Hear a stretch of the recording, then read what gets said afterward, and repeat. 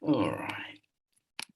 One thing I'm asking for, David, is no side chat, just because that happened a lot before and it's really distracting. Everyone was throwing opinions in and it's like, come on, guys. So, okay. Hello, people. Welcome. Marlene's back. It's actually daylight in Canada now, is it, Marlene?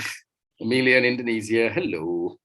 And please have your cameras on if you're here live. You don't have to, but it's really nice to get a sense of what's going on. Third one for me today. Only 4 today. Patricia's doing 5 tomorrow. Cecilia's back from Ireland. And Tara, pleased to meet you. If everyone wants to put actually where they are in the world by their name, so not in the chat, but by your name. I'm in Moscow today. Привет, друзья. Добро пожаловать. So, any Russian speakers? Anyone in Moscow? It's nice to see where people are. Hey, Bibi, I recognize you from the last session. Virginia in Greece, of course. Hello, Steve. Should we make Steve co-host, just in case something drops out? Are you just coming for fun, Steve? I thought David was hosting this. Yeah, I'm just here for fun and just in case something happens again. I'm just going to be off in the background, not really listening, doing other stuff, but just in case. No worries. This is the one thing to solve all the trauma problems in the world. The one thing. I'm reminded of Lord of the Rings, the one thing to solve them all, the one thing to find them. I had a Lord of the Rings reference earlier. I said, I'm kind of in my prime in my 40s. You know, my coach kind of said, well, you know, a lot of people, you know, Colonel Sanders started KFC in his 60s, which I thought wasn't the best example for me anyway. But I said, you know, Sauron was 2,000 years old when he invaded Mordor. You know, you can always find an example. But anyone else a science fiction geek, or is it just me? You know, all the traumatized people like Warhammer 40,000 because it's the darkest one. That's what you should look up if you're a science fiction geek. Not like Star Wars. It's not nice. But Star Wars has its moments, you know, killing your dad and dad's killing you. And so, we're starting in 1 minute. If you want to put your location in, someone in Tennessee. We've got Harley is one of our employees. She's somewhere down there, isn't she? She's somewhere in cousin territory. But I enjoyed Texas. I've never been to Tennessee. Hey, Fabio, nice to see you. Hey, Thea, some people I recognize. Larry, Rose Ryan. What a lovely name. Hello, Rose Ryan. And Nika, nice to see you again.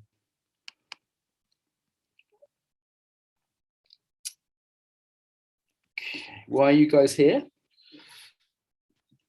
Put in the chat why you're here. Kind of nice to get a sense of who's turning up. I see some of you are watching the live stream. We're about to start in 1 minute. Actually, we should have said that, David, when we started the live stream. Skip ahead, because this is just me talking nonsense before the official start. Got my pink shirt on. Do you like it? Got that on. Yeah. My favourite shirt. It's on the hour. Boom. Starts off, David. Okay. So welcome everybody to The One Thing That Works Best with Mark Walsh. For those of you that don't know him, and I'm sure there are plenty of you that do, but Mark has worked in 5 war zones with street kids, with the Russian LGBTQ plus community, with police and aid workers, 3 militaries, and has been sober for 14 years. In his own words, he was traumatized as fuck, but now he is okay. So I'm David. Most of the time, yes. So I'm David Brown. I'll be hosting and doing the tech for this session. So please message me if you've got any problems with Zoom. If you've purchased the All Access Pass, that means that you're in the Zoom room. So congratulations. Please, hello, David. Can we have a ooh to everyone who's purchased the All Access Pass? Give yourself a ooh, fancy. There we go. But it's going to be a lot of jokes. If you're tuning in from like California and you're used to things being like really serious and stuff, like that's not going to happen. So lots of jokes, prepared to be offended. It's going to be fine. You're a grown up. David. Great. So totally thrown me off. You're so English. So totally, I'm so English. It's true. Okay, with a little bit of Israeli Jewish blood in there as well for for a bit of spice. A spicy trauma intergenerational connection. Absolutely. Great. So in the chat are a couple of the links for to this session for this week, and also for the course that's going to be running after this as well. So I think over to you, Mark. Let's give David a round of applause for being professional and holding his shit together despite Holding my shit Give together. David some love. Give David some love. Thank you, David. Nice to see you again, man. Okay, so in this session, we're going to find the one thing that works with trauma. It's a bit of a clickbait title. I'll tell you now then, so I'm not teasing you. There's actually like 5 answers, which is paradoxical because trauma is. There's 5 one things at least. One of those, however, is just whatever works. So if you're thinking, oh, this is a tease, just tell us. It's whatever works. That's what works. Whatever works. There's different things for different people. We'll look at that though, a bit more detail. Before we do, a few safety things. So if you're like hardcore suffering from a lot of trauma symptoms right now, deep in a sort of trauma, PTSD or something, you might want to get one-to-one support. I've been there. I'm not judging you. I've had that. I know what it's like. This is fast-paced educational content with rude jokes. Okay, that's the deal. So if you don't want that, now is your time to leave. Also, just maybe check in with yourself, like, am I up for this? Is this kind right now to be learning about trauma? Maybe it is, maybe it is. I do that myself before I teach. I go, am I up for this? Is this good? If not, I get a replacement. Yeah, we've always got someone standing by. Or I don't know, so my mum died yesterday. I wouldn't be teaching today. I would have found a replacement. I would have said, hey, I'm not in the state to teach. It's fair enough. Yeah. That's one thing. Don't think about the worst things that have ever happened in your life. Think about kittens and what I'm saying. Okay, can everyone think about kittens? Everyone like kittens? Anyone got any cats? If you've got cats, you win points. Okay, hold up your cat, you win points. What do points win? Prizes. So free $19 pass if anyone has a cat. First one to show me a cat. No, that's the kind of level of seriousness I take myself, but we do take the subject seriously. So look after yourself. You can be walking, you can be in nature, you can be with friends. You don't have to be staring at a screen. And please do not watch 75 sessions on trauma in a row. That would not be healthy. It's not Game of Thrones box set. Do not binge watch it. So obviously things are recorded. You can look after yourself that way. Does that mean, I think I've done the responsible adult bit. David, have I done the responsible adult bit? Is everything on the list? I think I have. So yes. Yeah, all done. Great. We mean that actually as well. It's important. So what else? The one thing that works. So people are always asking me this question: what is the one thing that works with trauma? And for those who haven't, actually give me a wave if you know the basics about trauma. Like you've been to a Peter Levine session or a Gabor Mate session. It's like 3/4 of people these days, isn't it? Yeah. So if you haven't, don't worry. It's very simple. Trauma is an overwhelming event. And confusingly, the word is also the response to that event. Okay. So trauma is the thing that happens. Maybe it's a car crash, maybe it's a war, but it can be anything overwhelming. So sometimes you'll hear people talk about small t trauma as opposed to big T. We just talk about trauma, anything. And think about when you're a kid, small things can be overwhelming. Like my mum and dad shouting at each other when you're 5 years old, that can be overwhelming, even if it's not like super violent or anything like that. Yeah. Or if you're really under-resourced, a lot of people are right now. You have to be a kid. So anything overwhelming basically gets you stuck in the fight, flight response or the freeze. You've probably heard about fight or flight, pretty common. We all know what it's like to be stressed. The problem is with trauma, you don't come down. Yeah. With prolonged stress, it can be really about powerlessness is key, as well as overwhelmed powerlessness, helplessness sometimes. And that can also lead to this kind of shutdown response. I'm in Russia right now, working with the gay community, working with coaches.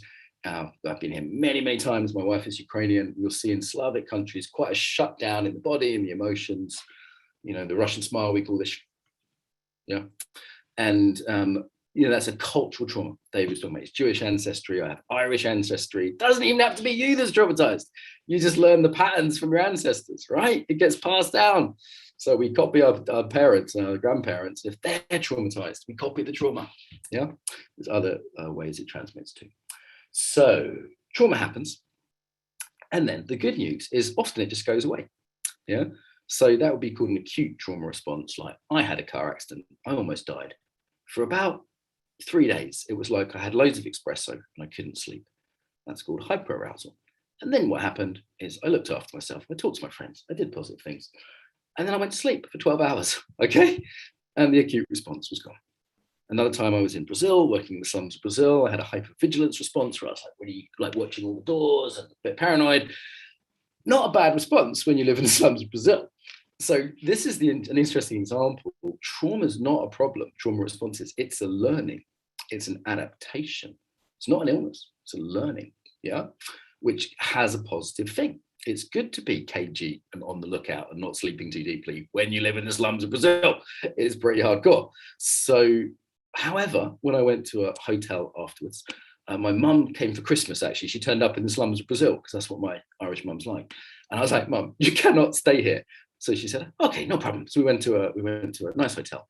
And a few days later, my hyperarousal just went away. Yeah. When she said to me, you're not yourself. And then after a few days, she said, oh, you're back to yourself. Yeah. So that skill of hypervigilance in that case wasn't adaptive, so it just went away. Often, however, trauma skills become lifelong adaptations or long-term adaptations. We could call this chronic trauma. And again, they are actually, in a way, a superpower. Maybe you become very sensitive, maybe you become very tough, maybe you become very, energized. These are all good things sometimes. You become very nice to placate your mean dad or whatever it is. So the problem, however, what's the problem? So far I'm describing trauma symptoms like they're just the best thing in the world. They're not. Okay, so what's the problem? The problem is the situation's changed. Other things aren't available, Thea says. That's a nice way of saying it. So they limit awareness and choice. I'm an embodiment teacher. I sometimes say all I teach is awareness and choice. Trauma is a focus that makes you super good at one thing, okay? But it also makes you have to do it. So you become limited. In this way, you're less responsive appropriately to the present, right? If I get, I kind of have, I've worked in war zones. I grew up in a warlike family. And as a result of that, I'm good at fighting, okay? I'm good at verbal fighting, physical fighting, any kind of fighting. I love it. And that's fine. I've still got that as a life skill. Now I've healed a lot of my trauma. However, I can now choose to not fight. I can do this incredible thing called not arguing with someone or walking away. Absolutely mind-blowing. I couldn't do that a few years ago. Yeah, absolutely mind-blowing. Someone starts an argument with me on Facebook and I go, oh, never mind. And I just delete the app and don't bother arguing with them. Amazing, right? An absolutely possible response now. So you get more freedom and you get more adaptability and you start seeing reality a bit more like it is and a bit less like the distortion of the trauma.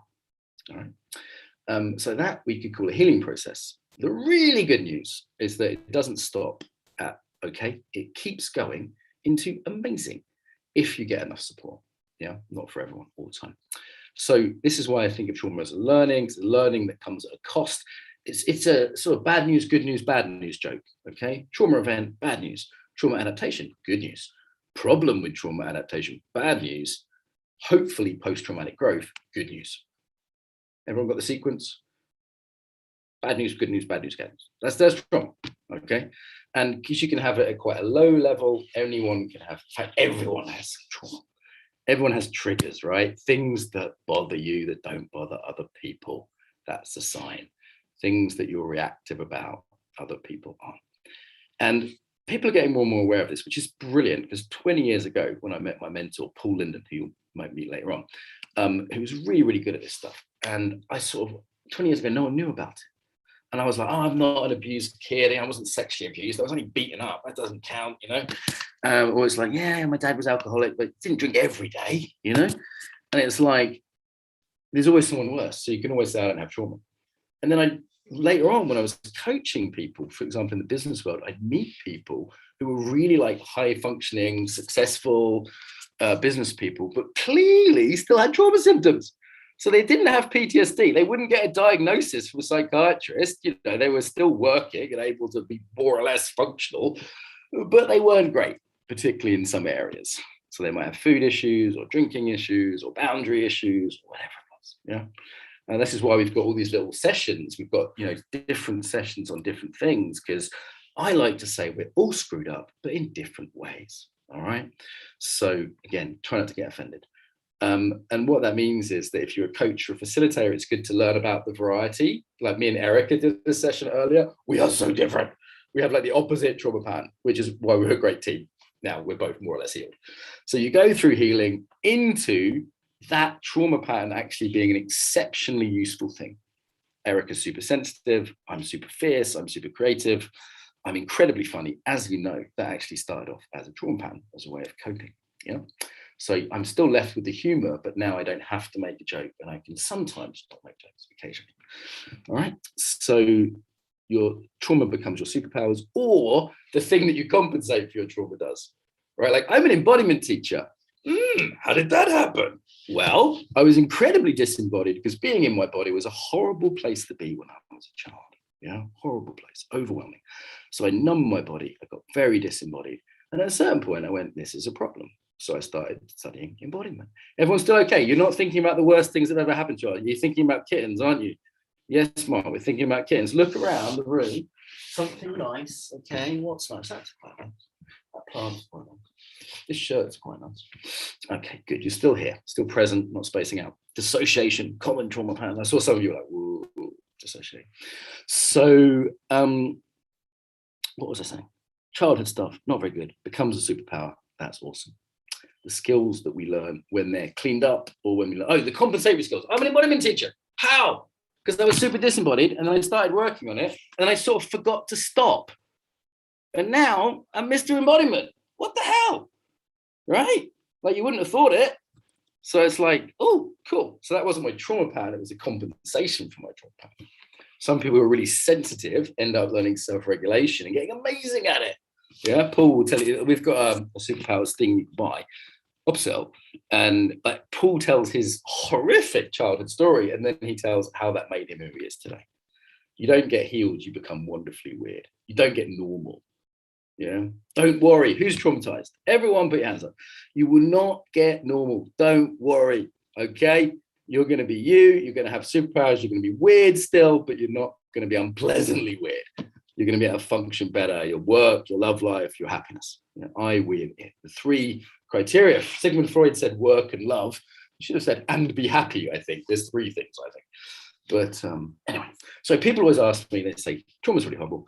How do I get rid of it? Okay, how do I heal? How do I grow? And they want to know the one thing, the one technique. So you guys, what do you think is the single best technique for dealing with trauma? Put it in the chat. Drink my coffee while you're doing that. Take a break. If I speak too fast for you, by the way, that's because your brain works too slow. You don't have a superpower ADHD brain, but you can ask me to slow down, especially if your second language. If English is not your first language, that's fair enough. See, everyone's giving a different answer, haven't they? Okay, so that means either most of you are stupid or wrong, and one person's a genius, or more likely, different things work for different people. Yeah, so they also work at different stages of your healing journey. So what they all do is help you safely reconnect with the body. All right. So if we're going to say one thing, it might be that. So safely, that you're not overwhelmed. This idea, for example, of titration, letting out. You might have seen the people with the bottle, yeah. Or there's a thing where they don't look directly at the, what is it, the thing with the snakes. So safely, okay, coming back to the body. So leads to dissociation. Tension pattern is a way of numbing the body. Yeah. Moving fast, whether it's hyperarousal, addictions, ways to numb out. So this is why talking therapies did not work. Okay, they did not work for trauma. And while many things do work, some things don't work. All right. So just because lots of things work doesn't mean that, I don't know, drinking, this is decaf, by the way, but drinking decaf won't heal your trauma. Right? Talking about it endlessly won't heal your trauma. Alan's one of our main teachers, and she's like, let's move, let's shake, let's do things with the body. EMDR, another one. I've done EMDR. EMDR is fantastic. Tapping stuff, some people like. Some people love somatic experiencing. There's lots of good techniques out there. Okay, lots of good techniques. seems different things work for different people at different times. So the one thing that works is embodiment. The one thing that works is, safe embodiment. Yeah, David Trevelyan talked about how just coming back to the breath with mindfulness may be actually pretty scary and not helpful if you don't do that right, if you don't do that in a trauma sensitive way. Me trying to sit still on my first silent retreat years ago, not a great idea. Yeah. So now I can, believe it or not, sit and do a silent retreat. So I have the option of slowness now. Don't often take it, but it's possible. So the one thing that works is what works. And it sounds trite, but actually think about this. This is quite empowering because anyone that has trauma needs to experiment. They need to find the thing for them. If I just told you, if I said, Amelia, in Indonesia, the thing that works is that you have to dress as a clown every day. That's what works. Now, the problem with that could be quite healing, actually. Clown works quite good. But the problem is I've told you, haven't I? So now you're disempowered. Ooh, check that out. Yeah, clever Marky. So the one thing that works is empowerment because trauma is always disempowering. Write that down, people that have scarcity issues around knowledge and have to take notes all the time.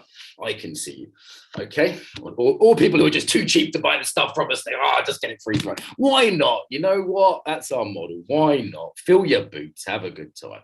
So the one thing that works is you're empowering yourself to find out what works for you.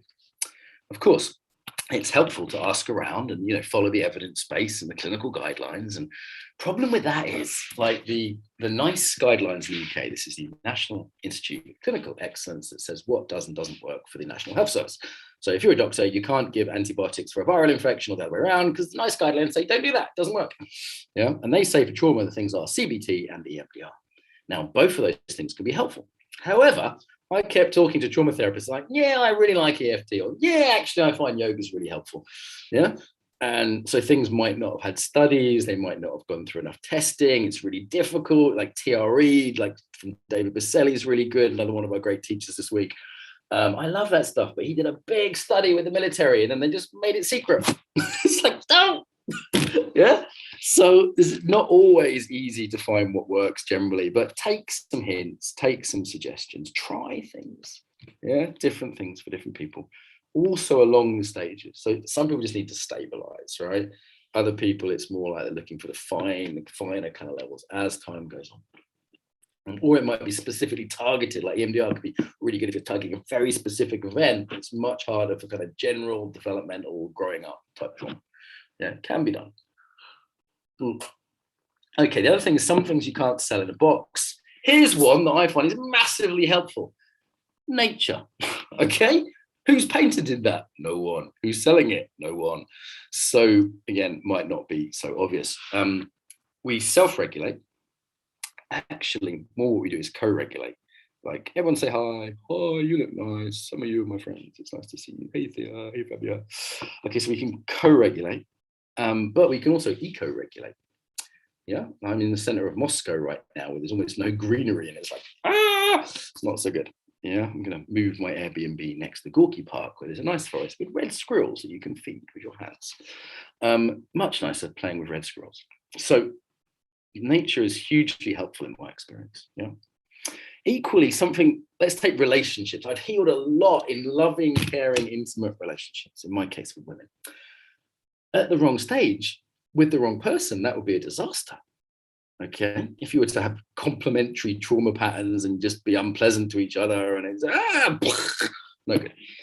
However, maybe I got lucky. Maybe my attraction, embodied sense was wise. I had some amazing partners who I really healed with, and we talked about our trauma, and we cuddled and cried, and we, just got through it together, and we co-regulated each other, and it was wonderful.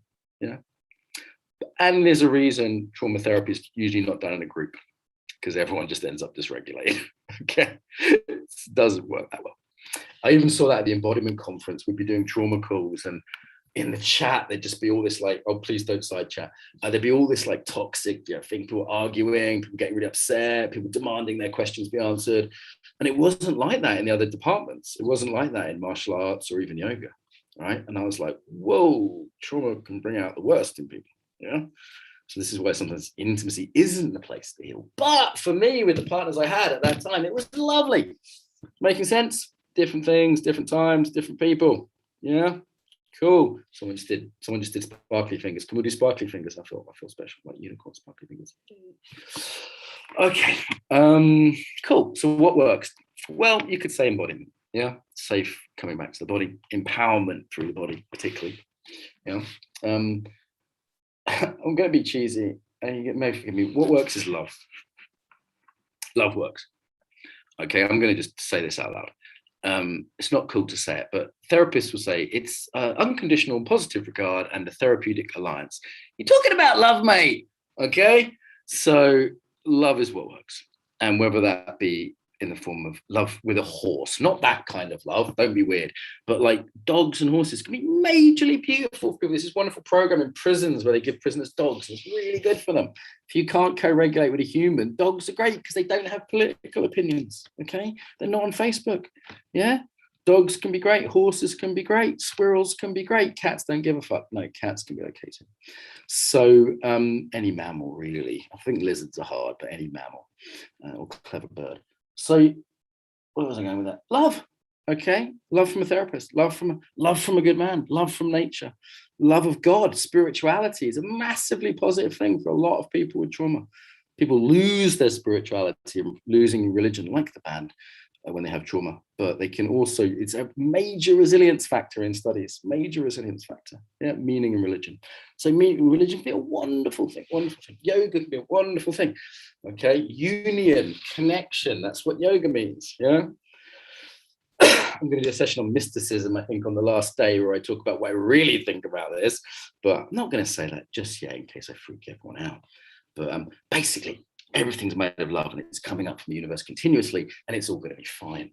Okay, and as long as you can tune into that, it's all fine. So love is the answer. I think, was it the Beatles? However, it needs to come in different packages, and those packages look different for different people.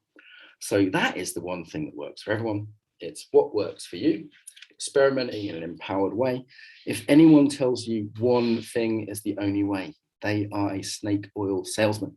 So for example, if I said to you, our product with Ilan Stefani that's really cheap that you can buy right now, because we deliberately made a whole bunch of them cheap so people could get them who weren't very well off, is the only way to heal trauma, you should run a mile. You should say, Mark, you sleazy salesman, you're wrong. There's lots of things that work. Okay, what I actually say to people is, it's a really good way. She's really good. It's worked for a lot of people. You might want to give it a try for that price. Yeah, that's a fairer thing to say. Okay, and I could equally say David Baselli's TRE is fantastic. Roger Mills, who's doing the Q&A sessions every day, he does EMDR. He did it with me. It was really good. Okay, I absolutely thank my Buddhist practice, my yoga practice. I absolutely thank martial arts, Paul Linden's work, doing a session with him soon. You know, I've got a list dancing. Okay, art, there's so many, poetry writing when I was a teenager. That was the thing that stopped me killing myself, was writing poems, right? And then it was alcohol. Then it was girls. So it's like different things. All right. Thank God for the alcohol. There's the best trauma therapy I ever had. 10 years of alcoholism. Yeah. Eventually I moved on from it. But I would be dead without that. Dead. Yeah. So some of these things have bad side effects, like alcohol aren't too much to be encouraged. So I'd rather you got drunk than died. And some of these things are healthier and can be later on in the healing journey when, you know, the whole Gabor Maté thing of like loving your trauma patterns is also about love, right? Like Gabor's a genius. Did anyone see the conference session? I was like, oh yeah, I'll host Gabor Maté. And then all of a sudden I'm doing trauma therapy in front of 5,000 people. No big deal. Actually, it was 14,000. So quite a session if you haven't seen it. There's extracts from it, I think free, that we give it out.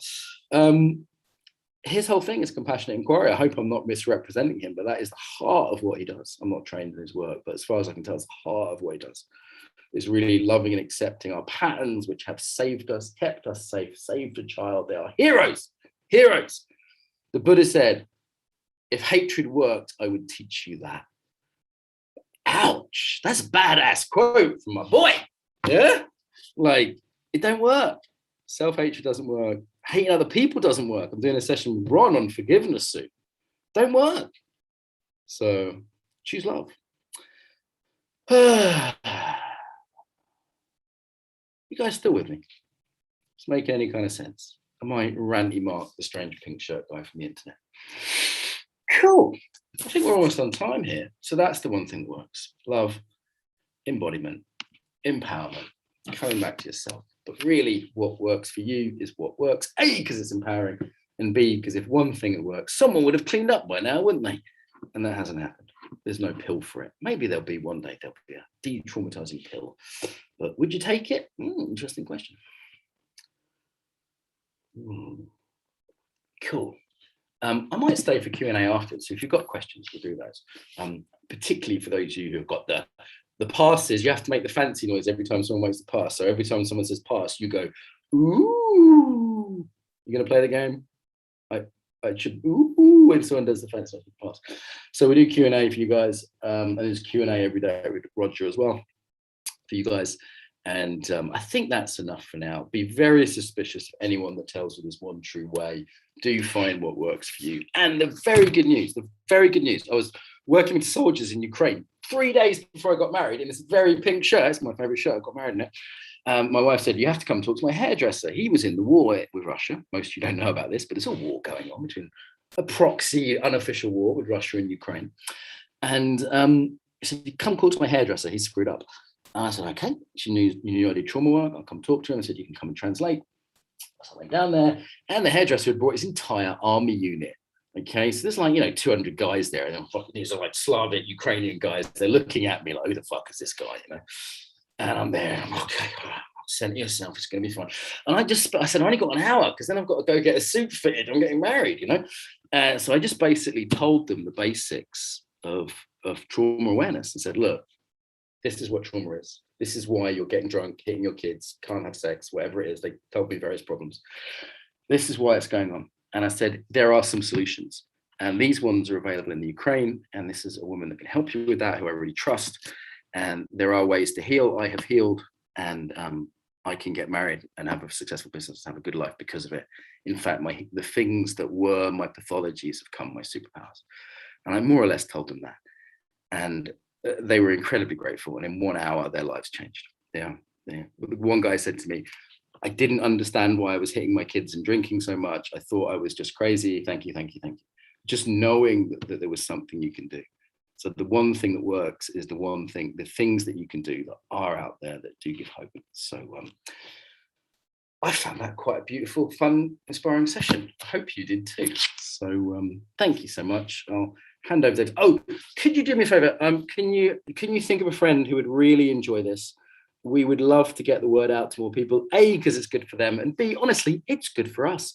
So both things. So if you've got a friend that you think they could do with this, send them the link, put it on your Facebook, tattoo it to your forehead. No, don't do that. Whatever gets it out there, but social media is pretty good. And, it's a bunch of these are free and it's really cheap to get the rest. So please do give us a thumbs up if you're willing to help us out and just put it out there. Help your friends out too, right? Yeah, great. Not the ones who get offended from Portland, though. Don't invite them. Okay, David, you finishing the session? Yeah. So David's Zoom has died again. So just to finish the session, I've put the links there. If you're watching this in replays, the link isn't really there. It should be in the description, or it's embodimentunlimited.com/hidden-trauma. And that's what you can share, as Mark said. That's the one thing you can do best to help us right now. And if you would also like to check out some more, Mark did mention there's a whole heap of different things that work for everyone, whether it's TRE or EMDR or somatic experience or anything. If you'd like to check out Elana's product, which is around shaking and healing trauma, it's really cheap at the moment. So I have just put a link there for that as well. But there's plenty of time to look at that. In terms of others, me and Alana teaching tomorrow, and me and Ron are teaching tomorrow on forgiveness, and me and Paul are teaching in half an hour. So lots on, huh? Yeah, so I was just going to share the schedule so that everyone can have a little quick look at that. So if you are interested in anything else, like Mark said, him and Paul are up next. That's in just under 30 minutes. Do take a break before then. Remember, don't binge watch these sessions as well. If anyone's been here the whole day, we're just going to kick you out. We won't do that. But come on, go for a walk. And remember, if you have just got up, there's a Q&A with Patricia in an hour and a half as well. We can ask some questions for 30 minutes. And there's also a 1 hour panel on intergenerational trauma. Oh, shit, I'm going to miss that. I'm going to be... Yeah, so Oh, that looks really good. Nia's from Israel, Patricia's from Mexico, Villa's from Russia, and Ron's a black woman from the UK. So pretty varied as well. Huh? Yeah, so a ton of good stuff coming up. There's sessions going all night and all for the rest of the week until Saturday. So check it out, share it with everyone, and thank you for attending this session. Thank you, everyone. We will stop the recording now and do some Q&A.